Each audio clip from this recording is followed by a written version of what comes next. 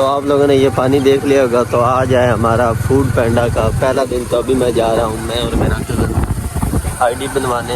तो हमने जाकर वहाँ पे अपनी आईडी बनवानी है। तो देखते हैं आज हमारा फर्स्ट डे फूड पैंडा कैसे गुजरता है। पानी देखें,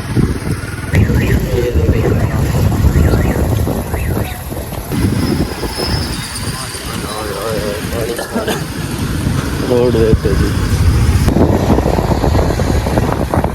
तो अभी मेरी आईडी वगैरह बन गई है, अभी हम निकलने वाले हैं। बिल्कुल आज मेरा पहला दिन है, फर्स्ट डे। ये मैंने स्टैंड भी लगा लिया है लोकेशन के लिए।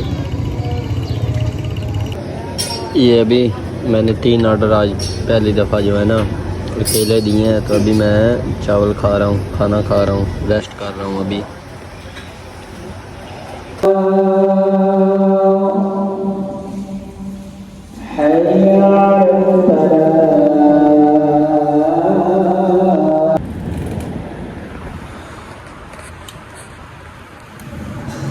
तो अभी मैंने नमाज़ वगैरह पढ़ी है, तो खाना वगैरह भी खा लिया। अभी कुछ देर बाद फिर मैं अपने ऑर्डर जो है वो पिक करूँगा। ये मस्जिद के सामने थोड़ी देर खड़ा हूँ अभी, ये चेक करें।